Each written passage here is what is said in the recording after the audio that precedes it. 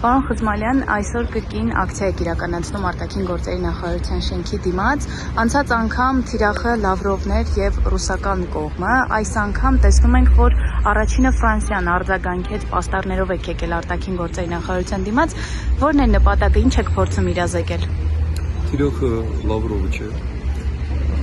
այլապես հիմա թիրախը պետք է ներեր Ֆրանսիա արտգործնախարարը։ Երկու դեպքում էլ թիրախը Հայաստանի կառավարությունն է, որը 55-56 օր առաջ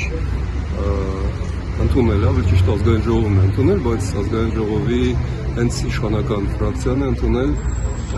Եվրամիությանն անդամակցելու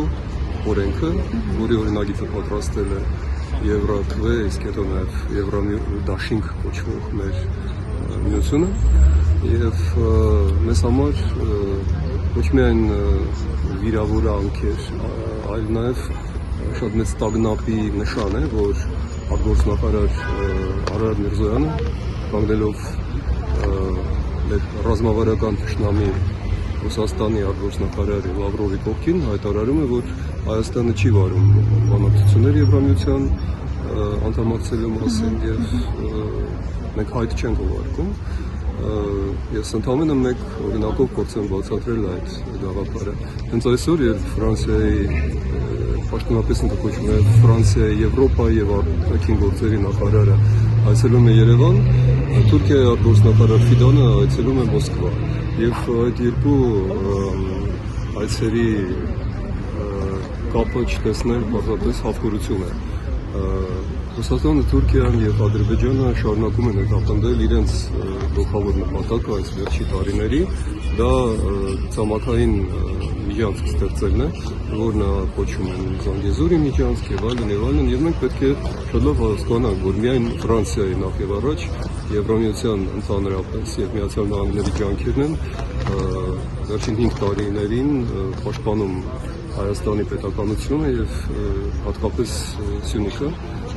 ռուս-թուրքական, ռուս-ադրբեջանա-թուրքական զավթումից։ Այսինքն այստեղի հավաքը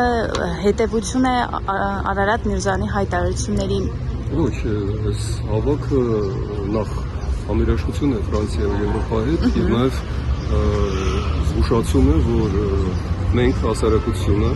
քաղաքացիական հասարակությունը շատ լավ հասկանում ենք ինչ վտանգի է ենթարկվում մեր երկիրը եւ մենք մեղադրում ենք մեր կառավարությանը, որ իշխանությունը պահպանելու համար իրեն գնում են սիրախավերի ռուսների հետ, ինչու ոչ նաեւ Ադրբեջանի ու Թուրքիայի հետ, ինչ որ անհետ զիջումների մասին խոսելով, ինչպես Սինեքիան օրինակ Մինսկի խմբի լուծարումը եւ եվրադիտորդների հեռացումը, մեզ համար դա մահաբեր վտանգ է,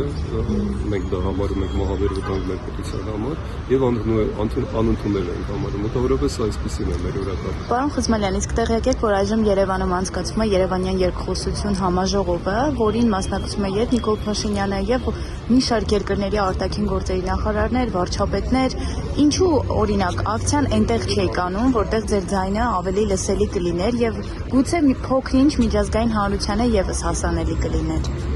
Մենք գաղտնի չենք անում մեր ակցիան, մենք գոյություն ունենք որպես քաղաքական ուժ եւ սա ուղղակի համերաշխության ակցիա է Ֆրանսիայի արտգործնախարարի այցի հետ կապված, որովհետեւ երկխոսությունը ակցիաներ չի պահանջում, երկխոսությունը պահանջում է երկխոսություն, բայց համաձայնվեք, որ խոսալու համար մենք պետք է հրավեր ստանանք, այն որ մեր իշխանությունները շրջանցում են մեզ եւ մենք ստիպում ենք իրենց մեզ հետ խոսել, այդ երկխոսությունը մենք ստիպեցինք իրենց երբ հավաքեցինք 50,000 ստորագրություններ, իսկ ինչու մենք հավաքեցինք այդ ստորագրությունները, որովհետև դա հավասար է մեկ պատգամավորի ձայնի, այսինքն դրանով ապացուցվում է, որ ողջ խորհրդարանում գեթ մեկ պատգամավոր չգտնվեց, որը այդ պարզ եւ խիստ անհրաժեշտ գաղափարը դներ քննարկմանը։ Այսինքն Արարատ Միրզոյանը այն հայտարարությամբ, որ ասում է մենք Եվրամիություն մտնելու հետ ոչ մի բանակցություններ չենք տանում, հաստատի ձեր գործը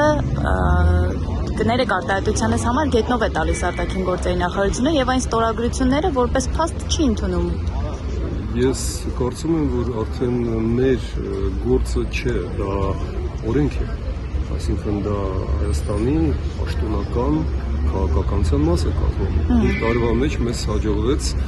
մեր ծրագրերը դարձնել պետական քաղաքականություն։ Եվ հիմա եթե ինչ-որ բան գետնով եմ տալիս, ապա Հայաստանի օրենքն եմ գետնով տալիս։ Դա ես չեմ ասում, դա ասում է հենց կառավարությունը, որը ընդունել է այդ օրենքը որպես օրենք։ Այսպես որ մենք մատնանշում ենք իրենց անհետևողական, անսկզբունքային եւ վերին աստիճանի սխալ մոտեցումները։ Շնորհակալություն։